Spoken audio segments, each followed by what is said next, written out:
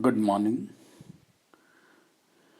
I'm Dr. Sanjay Jain, Associate Professor in Mathematics at SPC Government College, Ajmer.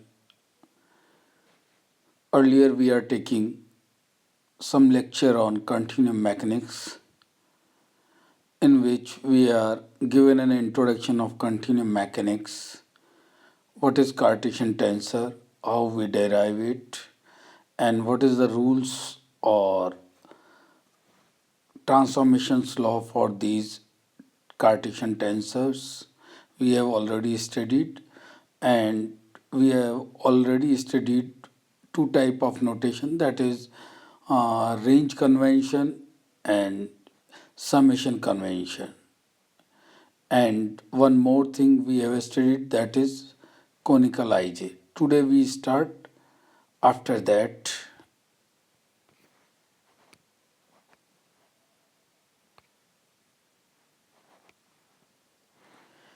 So we have already studied conical ij having two values 1 and 0, 1 when I is equals to j and 0 when I is not equal to j. Okay, we already studied, and this is used for the changing the indices from I to j. But we have an important here, there are two indices only, I and j. That's why it is known as conical delta for two indices. But today we have introduced one more vector like this, that is called permutation symbol. In blue ink we have written here epsilon ijk. What we have different from this conical ij, we have in two indices in conical ij, in epsilon ijk we have three indices. So three indices notation is epsilon ijk. This is also known as permutation symbol epsilon ijk. The component of this system, because we have three indices, so definitely we have, for rotation of three indices, forms a permutation. Okay, in two indices I and j there are only two cases, it may equal, it may not equal. But in case of three indices I, j, k, so rotation, transformation, anything in three indices forms a permutation sign. Okay, so we have defined for epsilon ijk, epsilon ijk due to three indices having three values. That three values are 0, plus 1 and minus 1. Epsilon ijk may be 0, epsilon ijk may be plus 1, epsilon ijk may be minus 1. When these taken different values, the value having epsilon ijk is 0 if the values of ijk do not form a permutation. If it doesn't have any permutation between ijk, the value of epsilon ijk becomes 0. Okay. In second case, epsilon ijk having the positive value, that is plus 1. This is only possible when the values of ijk form an even permutation. If ijk form an even permutation, then epsilon ijk taken a value of plus 1. And when epsilon ijk having in third case minus 1, if the values of ijk form an odd permutation. In when even permutation it is positive 1, when it is odd permutation it is minus 1, and when it have no permutation it is 0. So epsilon ijk having three values 0, 1 and minus 1. 0 when there is no permutation in ijk, plus 1 when ijk forms an even permutation, and when minus 1 when ijk having odd permutations. Permutation you have already studied. So this is an other type of Cartesian tensor epsilon ijk having three numerical values 0, 1 and 2. like conical ij, which having two values 1 and 0. So these two Cartesian tensor, conical ij and exalum ijk. Exalum ijk is very useful in continuum mechanics or in the laws of Cartesian tensor. Whenever we go for the three indices, we always need such type of permutation symbol or exalum ijk Cartesian tensor. Okay, next. Yeah, we have now we are going for scalar. Sometime it is also called dot product of two vectors or two tensor of order 0 or more than this. So scalar or dot product. Okay. Similarly, we have when we have in a two vector, we have in a two type of product. Earlier we have studied for addition and subtraction of two vector. That follows the same law as in the tensor we studied earlier, or addition of two Cartesian tensor is again Cartesian tensor of the same order. Similarly, subtraction of two Cartesian tensor of the same order having Cartesian tensor of the same order. But in case of product, we have two type of product. Number one is called scalar or dot product of two vectors. Second one is vector or cross product of two vector. Today we have studied scalar or dot product of two vectors. Okay, why it is known by dot product? Because we are using a dot sign between two vectors. The scalar or dot product of two vectors a bar and b bar, denoted by a bar dot b bar in scalar, defined as, or in vector notation, a bar dot b bar is known as dot product of two vector a bar and b bar. Why we say scalar product? This make it clear here. How it is defined? A dot b bar vector is nothing but equals to ab cos theta, where theta is the angle between two vectors a bar and b bars. So it is dot product defined as a dot b is nothing but a b cos theta. What a is scalar quantity, b is scalar quantity, again cos theta angle between two vectors. It may some values which given in cos theta, it again become an a numerical value or scalar value. So a, b, cos theta all are scalar having numerical value, and product of all three numerical value is again a numerical value. Okay, so what we finally get, dot product of two vector a dot b is nothing but a numerical value, that is scalar. That's why this product is also known as scalar product of two vector, or dot product always give a scalar value. Now from elementary vector analysis, which we already studied, it is well known that the scalar product of two vectors a bar and b bar can be expressed as the sum of the product of the corresponding Cartesian component of the vector, that is a dot b is nothing but component a1 b1 plus a2 b2 plus a3 b3. So you have already seen that some vector product of two vectors a1i plus a2j plus a3k. Second vector is b1i plus b2j plus b3k. When we having dot vector a1 b1 I dot I, that is 1. A2 b2 j dot j, that is 1.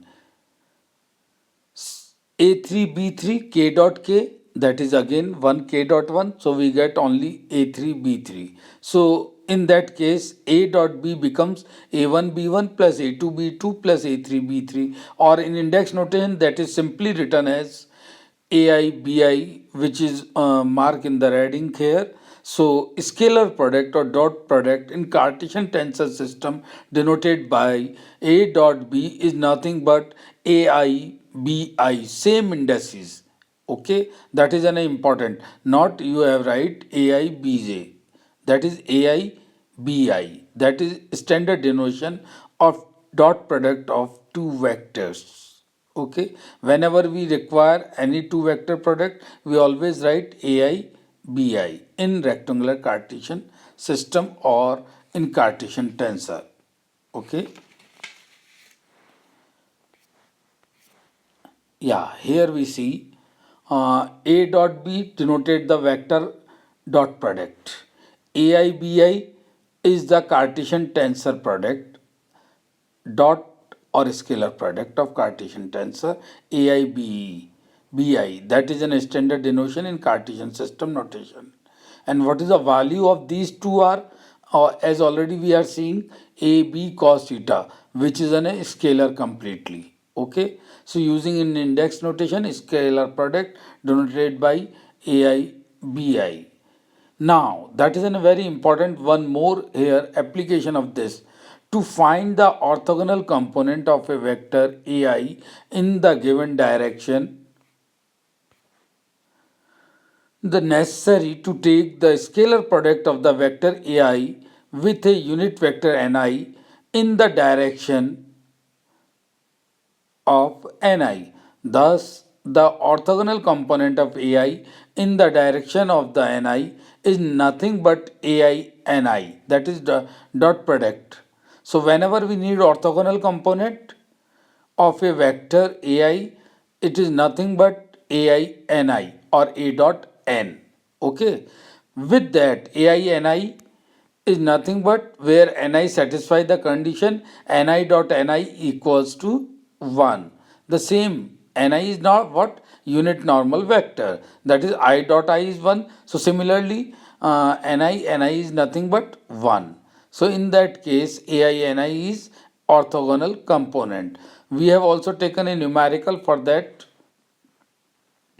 AI Ni. So this is an application part and this is a numerical. Sometime it is asked, find the component of a vector AI. A vector is given to us AI and whose components are A1 is under root 2, A2 is minus under root 2 and A3 is 3 in a direction normal to the plane y1 minus y2 is equal to 0. This is question is given to us for solving this. We have already seen the application of this. We need AI Ni. So first we define Ni, unit normal vector. Thus the arbitration in the choice of the sense of the unit vector with respect to the plane y1 minus y2 is equal to 0. So the directional number of this di, directional number di, unit normal vector for the unit normal vector to the plane y1 minus y2 is equal to 0. These y1 minus y2 is equals to 0 satisfy the two values 1 minus 1 0 or minus 1 1 0. If we substitute these two values in the plane equation, we get the value is 0. Y1 minus y2 equals to 0 satisfies these two values. So the di directional number are di equals to 1 minus 1 0 or minus 1 1 0. We know that the normal vector ni related to the directional number are as follows. What is the value of ni? Di upon d, which we already seen in our earlier lecture. We already seen this. Okay, but we also know ni equals to 1. Okay, ni dot ni or ni means unit normal vector I dot I is always 1, j dot j is always 1, k dot k is always 1. So ni dot ni is nothing but 1. So when squaring these two, or we may write like this, ni 1 ni is equals to di upon d product both the side by ni. Okay, so we know that Ni is 1. Di upon d, again write for this n circle Ni di upon d. So what we get? 1 is nothing but di upon d square.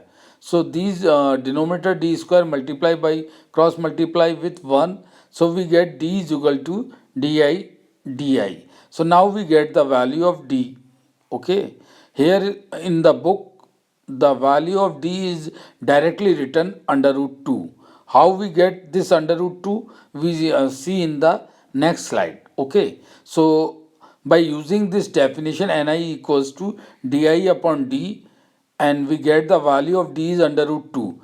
Di components are given to us. So unit normal vector di becomes by using di upon d. So here di are 1. If we take 1 minus 1 0, so we get 1 upon under root 2 comma minus 1 upon under root 2 comma 0 for the first component of di. If component of di are minus 1 1 0, then unit normal vector is given by di upon d. D is under root 2, so it becomes minus 1 upon under root 2 comma 1 by under root 2, and 0 by under root 2 is 0. So we get the unit normal vector corresponding to di, these two, because di value of di we have already two values, either or. Similarly, unit normal vector is also in either or. Okay, so we get the unit normal vector. H per application, we have seen in earlier slide. What is the orthogonal component? Ai Ni. So Ai Ni is nothing but a1 n1 plus a2 n2 plus a3 n3. a1 a2 a3 is given to us. n1 n2 n3 we are taking from these unit normal vectors. So we get Ai Ni is 2 when we take first component of unit normal vector, or getting minus 2 when we taking second component of unit normal vector on the choice of Ni. So these we get orthogonal component 2 or minus 2, and these calculation given in the next slide. Yeah, here AINI. Okay, first we find DI. NI, we know that DI upon D, multiply both side by NI. So these NI becomes DI upon D dot DI upon D. NI equals to 1 by definition. So this becomes DI upon D square, given D is equal to under root DI. Now y1 minus y2 is equal to 0. Directional number of the planes are here, two set of values satisfy this equation. So we get di in two way, either or these. When we substitute these value in the d equals to under root di dot di, so putting these value di and producting these, we get under root 2. So d is nothing but under root 2. Unit normal vector by definition di upon d and di upon d. D is under root 2. So putting under root 2 in the denominator, and component of di are 1 minus 1 and 0 divided by under root 2 and under root 2, we get the normal vector. And corresponding other, when we taking second value minus 1 1 and 0, we get the unit normal vector is minus 1 by root 2 comma 1 by root 2 comma 0 by root 2. By using these Ni orthogonal component AINI, which on multiply we get 2 or minus 2. Okay, so this is the numerical calculation. So today we are taking an application part of dot product with the help of numerical example. So today you revise the dot product, and we know or noted that dot product always given an a scalar value. Okay. Next time we are studying vector or cross product. In that case, in vector, we not getting any scalar value. So these are the difference between dot product, vector, scalar product, or cross product or vector product. So thank you.